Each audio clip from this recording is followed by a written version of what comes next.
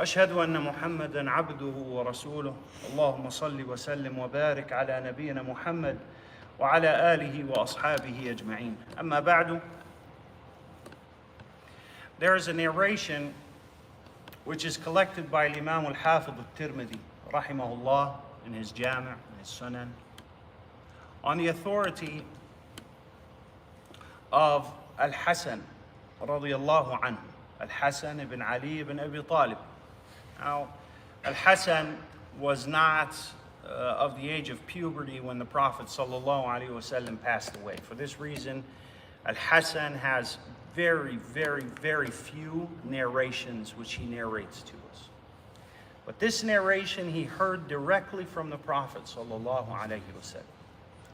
He said, حفظت من رسول الله صلى الله عليه وسلم دع ما يريبك إلى ما لا يريبك فإن الصدق طمأنينة وإن الكذب ريبة.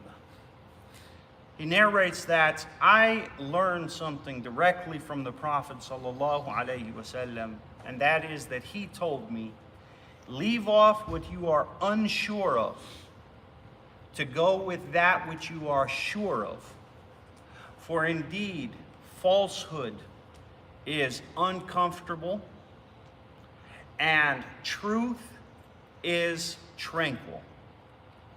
Okay, now listen to the wording here. He says, leave off what you are unsure of for that which you are sure of. And when you leave off something you're unsure of, you're leaving it off to go to something else. What is that? That which you are positive of. That's which you are sure of. This statement here, this is a principle of thought by which the believer navigates the world in everything. In everything. We live in a world where most of our knowledge is, that which is mostly sure and that which is not so sure. Everything. It's all, there's risk in everything. When you cross the street, there's a chance that some car did not stop for the light. But you're pretty sure, you're mostly sure that it does. So you take that risk. If you only follow that which you are 100% positive of, you will not be able to do anything in the world. You go to the pharmacy, you get your prescription. It's possible the pharmacist was confusing you with someone else. It's possible that the doctor misdiagnosed you. It's possible that instead of grabbing the right amount of pills, he grabbed the wrong one. This is all possible, but it's not probable. And that's how we function in our life. Now, when it comes to our religion, which is the absolute most important thing, our soul has no value without our religion. Our essential fabric and being, we choose non-existence over not knowing Allah subhanahu wa ta'ala. When it comes to our religion, we don't follow things that are conjecture. We don't follow the assumptions of men. We don't follow the ideas of a new age. We have a very, very clear path set out for us. The Prophet sallallahu alaihi wasallam says in another narration, "تركتكم على البيضاء وفي لفظ على مثل البيضاء ليلها كنهارها لا يزيغ عنها إلا هالك."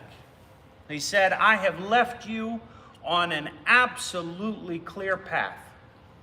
Its night is just as bright and clear as its day.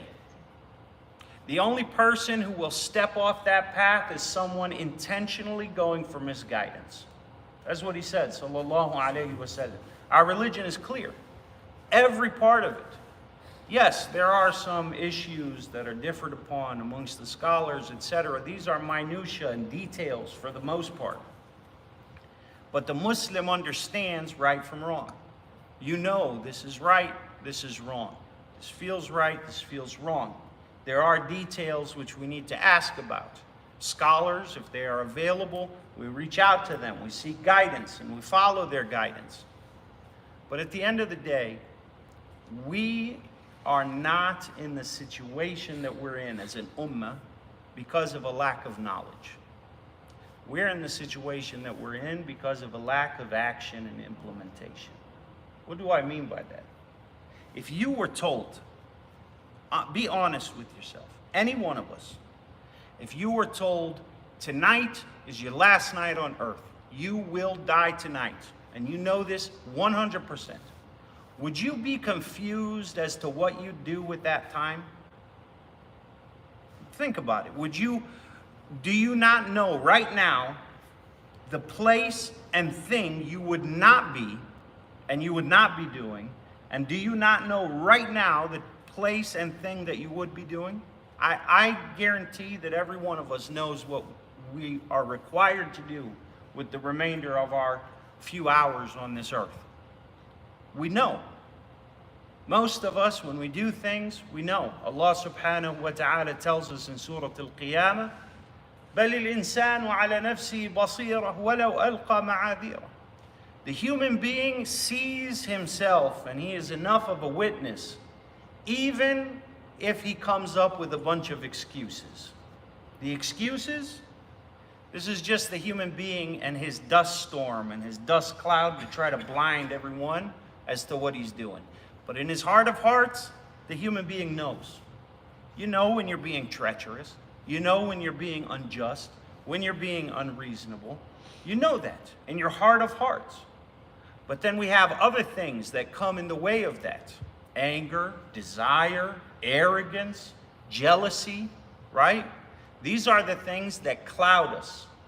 And this is why the scholars refer to these 4 traits as the pillars of kufr. We have pillars of Islam, right? The pillars of Islam. Testimony of La ilaha illallah, establishing prayer, giving zakah, fasting Ramadan, Hajj. There are also pillars of disbelief as well. What are those pillars of disbelief? Arrogance, anger, jealousy, desire. Those 4 things. Every person, every group, and every nation destroyed in the Quran, they have these 4 traits to some degree, and some more than others. These are the traits that land a person positively in hell. And so when the Prophet ﷺ tells us, leave off what you're unsure of for that which you are certain of. This is a principle now. A person is making salah. He's sure that he made 2 rak'ah, but he's unsure of the 3rd one. How many did he make? He made 2. He bases his next 2 rak'ah on that. A person is sure he made wudu, but he's unsure that he broke his wudu. What does he do? Leave what you are unsure of for that which you are sure of. He has wudu until something is positive to replace that knowledge, right? A person is a Muslim. He may be suspected of something. What are we sure of? That he's a Muslim, and the essence of a Muslim is that he's just and he's innocent. Innocent until proven guilty, right? This is how our judicial system works in Islam. And on and on. This goes as a principle in life. And that's why the Prophet taught this statement, this principle, this rule of thumb, if you will. He taught it to Al-Hasan at such a young age. He was probably barely 5 or 6 years old when he heard this. What did he teach this little boy? One of the principles he taught him to establish his life on was, leave off what you are unsure of for that which you are certain of. For indeed, falsehood is discontenting, it is uncomfortable, and truth is tranquility. We ask Allah subhanahu wa ta'ala that He grant us wisdom and understanding, and that He grant us adherence to the Quran and Sunnah. Wallahu a'lam wa sallallahu wa sallam ala nabiyyina Muhammad wa ala alihi wa ashabihi ajma'in.